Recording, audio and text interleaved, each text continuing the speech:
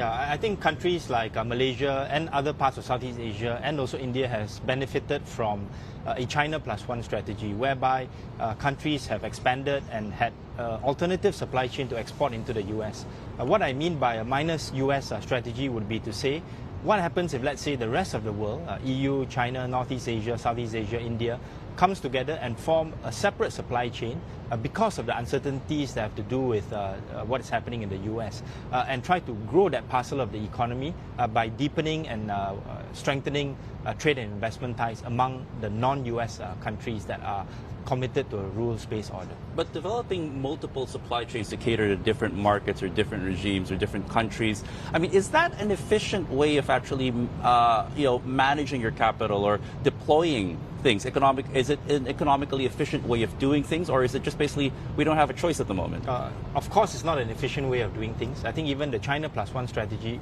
in the global context may not have been the most efficient, but of course, at that time, Malaysia, other parts of Southeast Asia benefited. Now, with what the US is doing, with the possibilities of reformatting and rejigging the global supply chains, it would lead to an inefficient outcome, but it may be a good reminder and maybe a good push for other countries to say, hey, let's deepen our ties, let's relook at how we can work together more with one another, including with China, and also deepening trade and investment ties within Southeast Asia and in ASEAN, of which Malaysia is chairing the ASEAN leadership right now. Now, I'm curious also because it seems that the Trump administration has gotten wind of President Xi Jinping's multi-country tour here in Southeast Asia. And when asked about his meetings in Vietnam, he did say he doesn't blame either side, but he did say that both sides might be talking to try and find, quote-unquote, screw the United States of America. His words, not mine.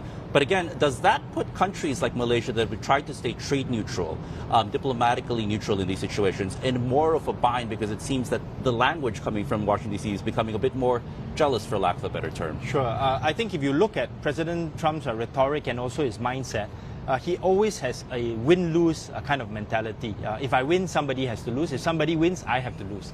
That's not how global trade works. That's not how Malaysia and China sees things. And I think that's why it's important to highlight the fact that we have opportunities to find ways where both sides can win.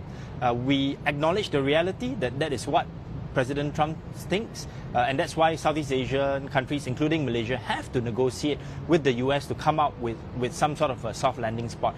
But at the same time, it doesn't prevent us from working with other countries not to screw the US, but to benefit ourselves.